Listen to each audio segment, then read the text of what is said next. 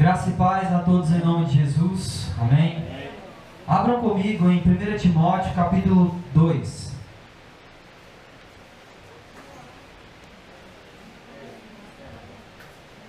Hoje, quarta-feira, culto de doutrina, culto de ensino.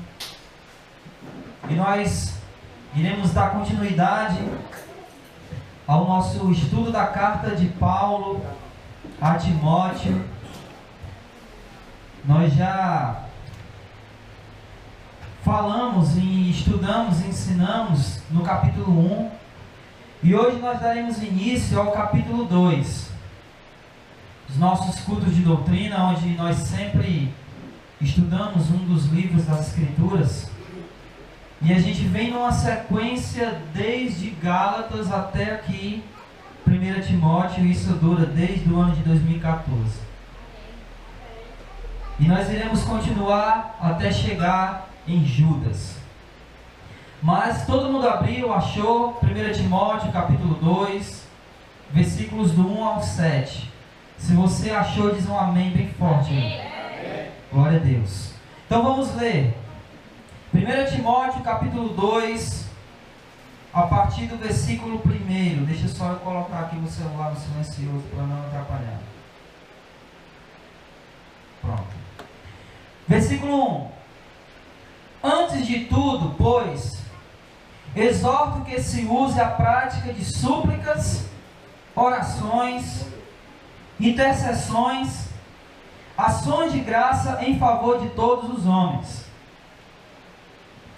em favor dos reis e de todos os que se acham investidos de autoridade, para que vivamos vida tranquila e mansa, com toda piedade e respeito. Isto é bom e aceitável diante de Deus nosso Salvador, o qual deseja que todos os homens sejam salvos e cheguem ao pleno conhecimento da verdade. Porque há um só mediador entre Deus e os homens, Cristo Jesus, homem, o qual a si mesmo se deu em resgate por todos, testemunho que se deve prestar em tempos oportunos.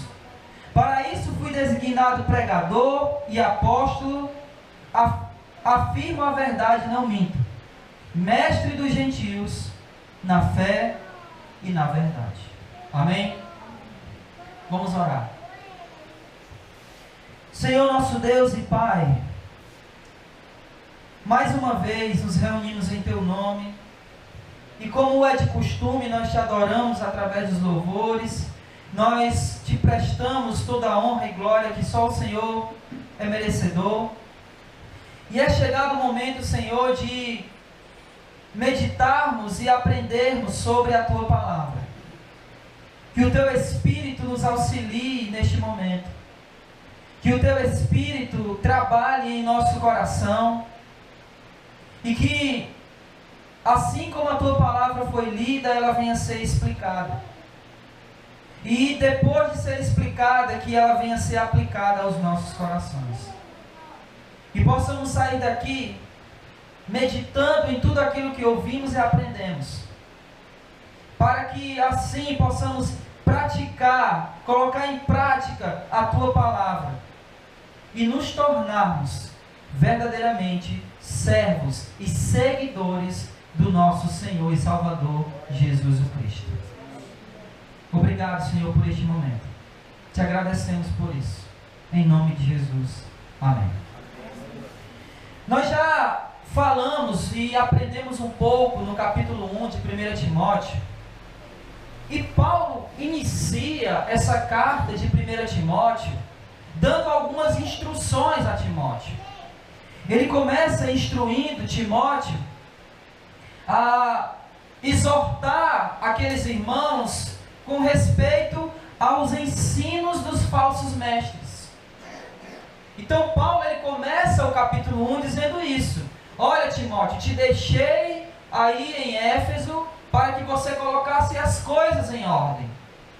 E essa ordem era justamente, ou uma das coisas que Timóteo tinha que fazer, era refutar os ensinos dos falsos mestres. Ele precisava também combater aqueles irmãos, aqueles homens que se diziam irmãos, mas na verdade eles não eram irmãos. Aqueles homens que se diziam mestres da lei, mas que na verdade de lei eles não conheciam absolutamente nada. Ele começa a dizer para Timóteo: Timóteo, refuta não somente os falsos ensinos, mas refuta também os falsos mestres.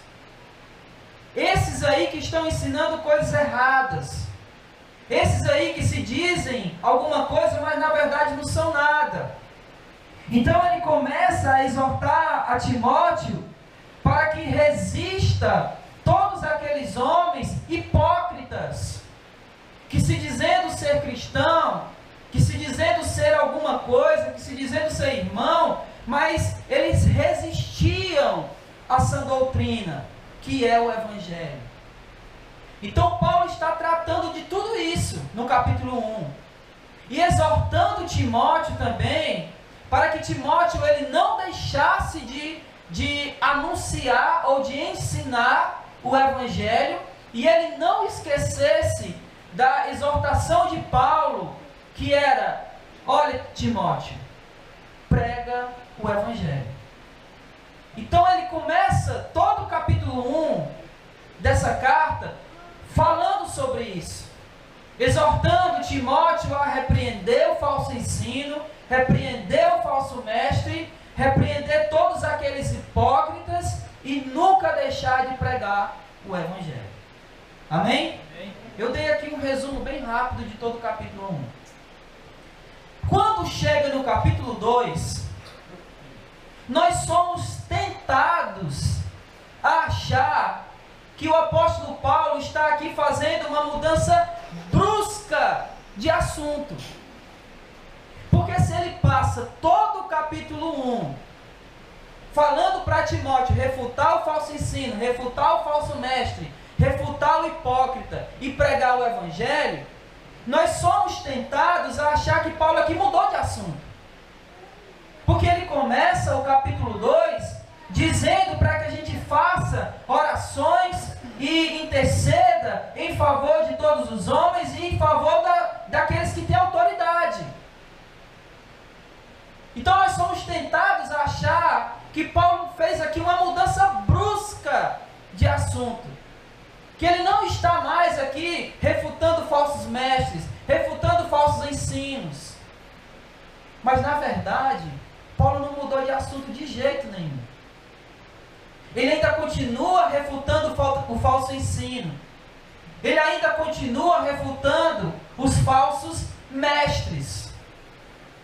Para que a gente tenha melhor compreensão do porquê que Paulo está aqui, iniciando o capítulo 2, pedindo para que os irmãos nunca deixassem de orar pelas autoridades, é necessário que nós entendamos, ou que a gente entenda um pouco sobre gnosticismo.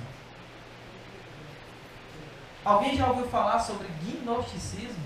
Primeira vez que eu ouvi falar. Eu venho falando em algumas cartas que a gente vem trabalhando aqui na igreja, eu sempre tenho usado essa palavra gnosticismo. E ela era uma heresia do primeiro século da igreja cristã, da era cristã.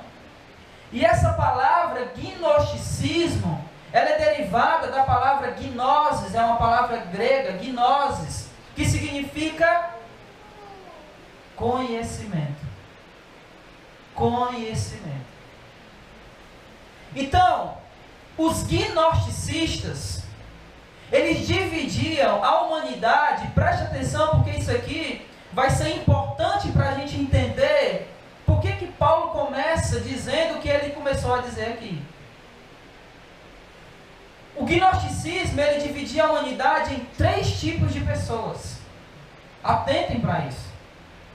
Ele dividia, em primeiro lugar, a humanidade numa palavra que se chama hilikoi.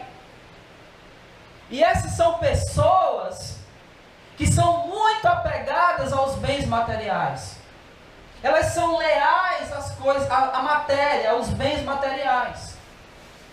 E eles, os gnósticos, diziam que por essas pessoas serem muito materialistas, serem muito apegadas às coisas materiais, serem muito apegados aos prazeres deste mundo, elas não tinham salvação. Não havia redenção, salvação, perdão de pecados para essas pessoas. O segundo grupo de pessoas que os gnósticos dividiam a humanidade eram os psicoi. Esse grupo, diziam os gnósticos, eles até são espirituais. E esse grupo, eles são um pouco parecidos com os profetas do Antigo Testamento. Mas ainda falta uma coisa para esse grupo. E o que falta para esse grupo, apesar de eles serem espirituais, é que eles ainda não atingiram um conhecimento oculto, um conhecimento místico. Isso ainda falta para esses psicoi.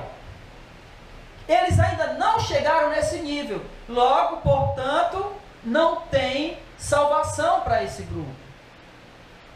E o terceiro grupo que eles dividiam a humanidade eram os pneumatikoi. Todas as palavras que eu falei aqui são gregas. E realmente eu estou falando grego. Eles diziam que os pneumatikoi, eles sim, atingiram um nível de espiritualidade e descobriram esse conhecimento oculto ou místico. E por eles terem atingido esse conhecimento oculto ou místico, eles alcançaram a salvação. Eles chegaram à salvação. Em outras palavras, o que eles estavam dizendo era que a salvação ela só era para determinado grupo de pessoas. Se aquele grupo não estava entre os pneumatikoi, então não adiantava nem pregar. Porque eles não iam se converter. Não tinha salvação para eles. Esses pneumatikoi eram um grupo de pessoas intelectualizadas. Em outras palavras, eles estavam dizendo que para se alcançar esse conhecimento oculto ou místico, eles tinham que ser pessoas intelectuais. Eles tinham que ser inteligentes. Eles tinham que dispor de um raciocínio elevadíssimo. Caso contrário, não se chegaria à salvação. Por mais que possa parecer interessante tudo isso aqui, ele tem alguns problemas. E por mais que possa ser parecido até com algumas coisas que a gente fala, como por exemplo, a salvação, nem todo ser humano vai chegar à salvação. Então a gente poderia dizer que a salvação é para um grupo restrito. Mas não como eles estavam ensinando. Então qual é o problema do ensino desses gnósticos? Que fez com que Paulo escrevesse o que ele escreveu, o que nós lemos, e daqui a pouco iremos explicar. Os problemas com isso, em primeiro lugar, é que não existe um conhecimento oculto. Não existe um conhecimento místico. Que é necessário chegar a esse conhecimento, caso contrário não tem salvação. E esse conhecimento não está oculto porque o próprio Deus, ele se revelou. Não existe nada oculto que Deus não tenha revelado para que se chegue ou para que se seja salvo. Abre em Hebreus capítulo 1, por favor.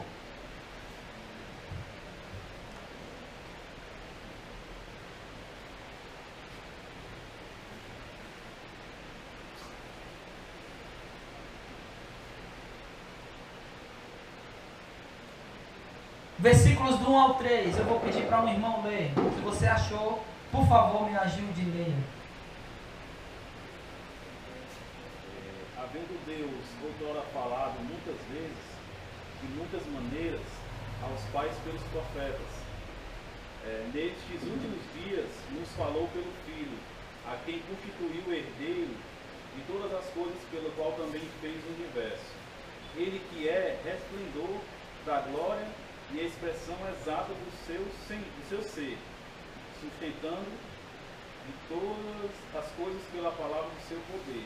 Depois de ter feito a purificação dos pecados, assentou-se à direita da majestade nas alturas. Atentem o início do versículo 3, quando ele diz que Jesus é a expressão exata do ser de Deus. Se você quer conhecer a Deus, é só olhar para quem? Para quem? Para Jesus.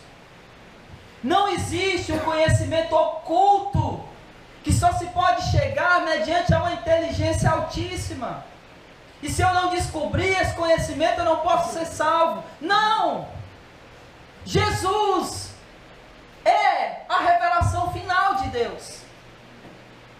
No versículo 1 ele diz: tendo Deus falado aos profetas nesses últimos dias, Ele nos falou pelo Filho. Jesus é a última revelação de Deus. Então Deus se revelou. O que os gnósticos estavam dizendo aqui, em outras palavras, era o seguinte, irmãos: é que a salvação era como se fosse um baú do tesouro. Você já brincou na escola ou em algum lugar, naquele negócio de caça ao tesouro? E alguém vai dando algumas dicas e você vai, em cada dica que você chega tem uma outra e até você encontrar o baú do tesouro? Eles estavam dizendo que a salvação era mais ou menos isso. E se você não fosse capacitado para descobrir essa salvação, você jamais chegaria lá. E não é assim. Esse é o primeiro problema. Não existe um conhecimento oculto, porque tudo que estava oculto, Deus revelou na pessoa de Jesus. O segundo problema com isso é que, se de fato existisse um conhecimento oculto e que pouquíssimas pessoas poderiam encontrar porque não estariam capacitadas a chegar nesse conhecimento, significaria que a salvação depende de quem? Depende de mim. Dependeria de você. Se você não tivesse a capacidade para conhecer, você não seria salvo. Só que Paulo desmancha tudo isso aqui nesses versículos que a gente leu, porque ele chama Deus de quê? Olha aí no versículo 3. Deus o nosso quê? Salvador. A salvação vem de... Não depende de nenhum de nós. A salvação depende única e exclusivamente do nosso Deus. Ele enviou Jesus. Jesus morreu na cruz para nos salvar. Então não existe esse conhecimento oculto e místico, e que se eu não for capacitado, eu não descubro e não sou salvo. Então Paulo está combatendo este ensino errado. Paulo está combatendo essa heresia que os gnósticos estavam espalhando lá na igreja em Éfeso. E que Timóteo foi deixado lá, enviado para lá, para combater esses ensinos. E é por isso que Paulo inicia dizendo o seguinte, veja aí versículo 1 do capítulo 2. Antes de tudo, pois, exorto que se use a prática de súplicas, orações, intercessões, ações de graça, em favor de quem? De um grupo específico? De uma classe de pessoas? De todos. De todos os homens. Está vendo que Paulo está refutando o ensino errado deles? Ele está refutando o ensino errado dos gnósticos, que dizia que só há salvação para os pneumaticói. E Paulo não é assim. É em favor de todos os homens. Ele começa dizendo: exorto-vos Esse exortar aqui é encorajar aqueles irmãos a orarem por todos os homens. Mas não era uma oração qualquer. Notem que ele usa 3 palavras aí para a oração. Quais são as palavras que ele usa? Súplica, orações e intercessões. Súplica, oração e intercessão. Sabe pelo que Paulo está mandando Timóteo orar? Pela salvação. É por isso que Paulo está mandando ele orar. Por causa disso. Orem pela salvação. De quem? De todos os homens. Não de um grupo, mas de todos. E ele deixa isso mais claro. No versículo 2 ele diz: em favor dos... De quem, irmãos? Reis. Dos reis. E de quem mais? Dos que se acham investidos de autoridade. Preste atenção aqui. Vocês lembram qual foi a primeira classe que os gnosticismos, ele dividia a humanidade? Eu não estou pedindo para você lembrar da palavra que eu disse. Helicói, é. Mas o que significava essas pessoas? Eram aqueles que eram materialistas. Deixa eu perguntar uma coisa para você. Quem era mais materialista, se é que existia, do que um rei? Quem era mais materialista do que uma pessoa que estava numa posição de autoridade? Ele faria qualquer coisa para manter aquilo. Porque era uma posição boa, de autoridade, era um rei. Possivelmente ele era materialista. Ele queria conquistar território, ele queria ouro, ele queria bens, ele queria mulheres. Ele vivia nos prazeres deste mundo, ele era alguém mundano, terreno. Os gnósticos diziam que para esses não tem salvação. E Paulo disse o quê? Orai pelos reis e por aqueles que são investidos de autoridade. Não. A salvação não é para um grupo. A salvação é para todos. Glória a Deus. É isso que Paulo está dizendo aqui para Timóteo. E ele continua. E ele continua dizendo, por que é que nós temos que orar pela conversão dos reis, ou seja, dos governantes, e daqueles que estão na autoridade, numa posição de autoridade, para que vivamos vida tranquila, mansa e com toda piedade e respeito. Preste atenção. Olhe para o momento do nosso país. Imaginem se nós tivéssemos governantes que fossem verdadeiramente convertidos. Nós iríamos estar vivendo vida tranquila. Nós iríamos estar vivendo uma vida mansa. Nós iríamos estar vivendo uma vida piedosa. Nós iríamos estar vivendo uma vida onde se tem respeito. Não existe falta de respeito maior do que com alguém que precisa da nossa saúde pública. É um descaso total. Então a minha pergunta aqui, adiantando as nossas aplicações, é quantas vezes nós temos orado por aqueles que governam o nosso país? Pela conversão deles. Para que eles verdadeiramente conheçam esse Jesus. Porque nós temos uma mania feia quando o assunto é evangelismo. Nós queremos escolher quem evangelizar.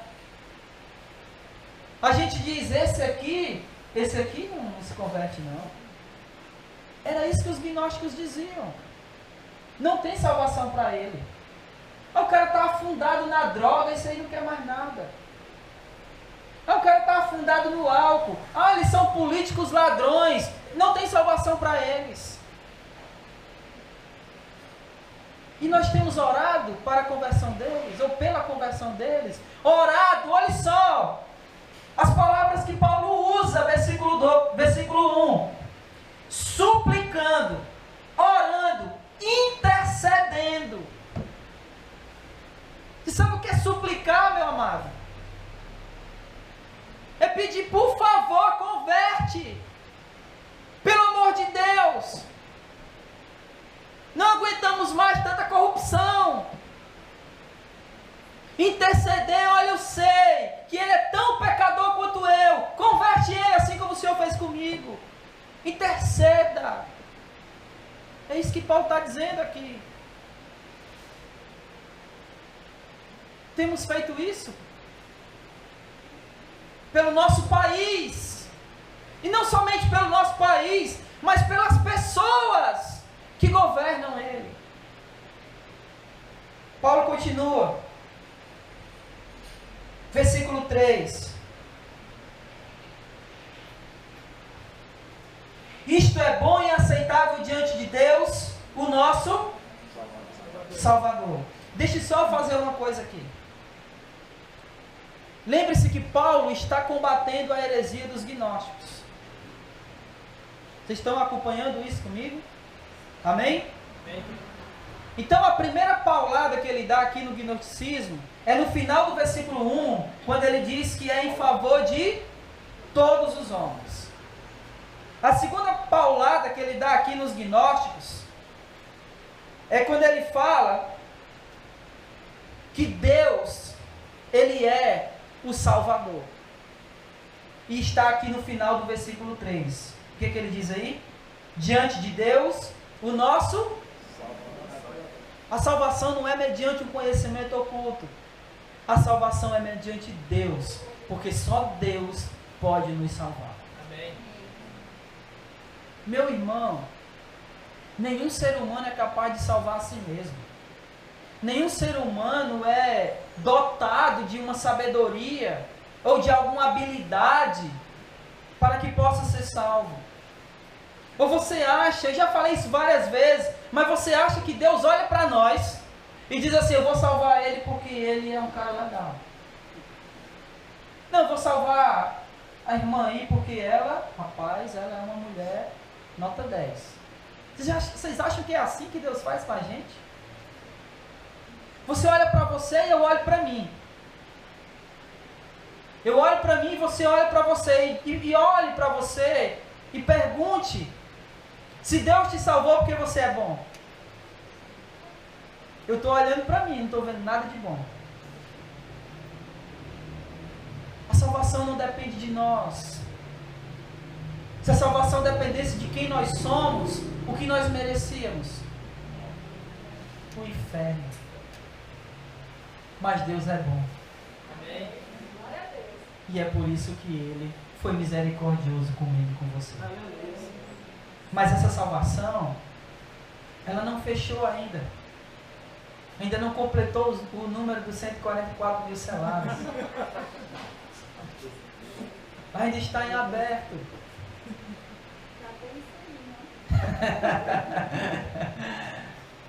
Ainda está em aberto. Porque é em favor de todos os homens. Amém? Amém. Versículo 4. Ele diz: o qual deseja que todos os homens sejam salvos e cheguem ao pleno conhecimento da verdade. Escute isso aqui. Os gnósticos diziam que o conhecimento era oculto. Os gnósticos diziam que existia um conhecimento místico. E Paulo dá a terceira chibatada nele, dizendo o seguinte: que a vontade de Deus é que todos cheguem ao pleno conhecimento, ao conhecimento completo e total de quê? Da verdade.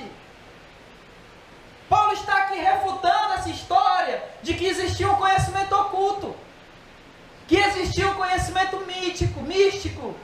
Ele está dizendo, não, Então, Deus não está brincando com a gente de tesouro perdido. Ele já revelou toda essa verdade. Esse conhecimento já foi revelado. Então, esse ensino aí dos gnósticos cai por terra. Cai por terra. Porque Deus, a vontade de Deus é que todos cheguem ao pleno conhecimento da verdade. Amém? Perdão. E que verdade é essa? Eis a pergunta. Qual é essa verdade que Deus quer que a gente chegue ao pleno conhecimento? Que verdade? E ele responde essa pergunta no versículo 5 e 6. Acompanhe comigo, por favor.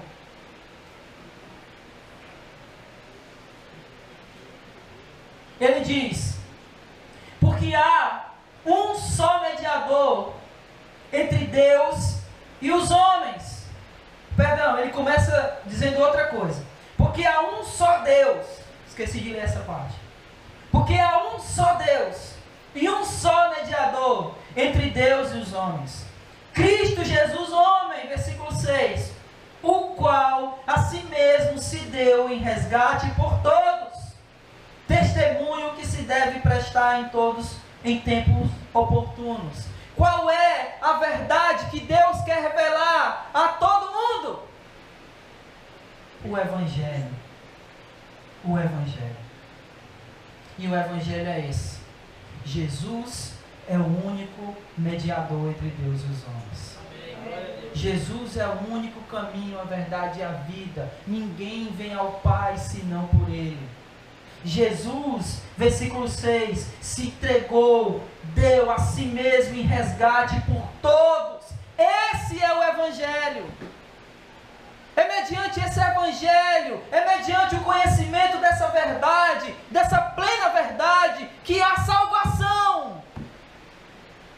Não é um conhecimento oculto ou místico, é o conhecimento da verdade que foi revelado por Deus na pessoa de Cristo Jesus.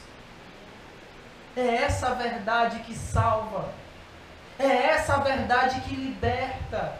Jesus na cruz para nos perdoar dos nossos pecados. E isso é para um grupo específico? É para todo mundo. É para todo aquele que nele crê. É para esses. E ele termina, e aqui é o quarto ataque dele, né? Porque enquanto os gnósticos diziam que a salvação era por esse conhecimento oculto, Paulo diz que não.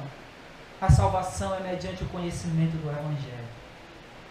E ele termina o seu quinto e último ataque aos gnósticos, dizendo o seguinte, versículo 7.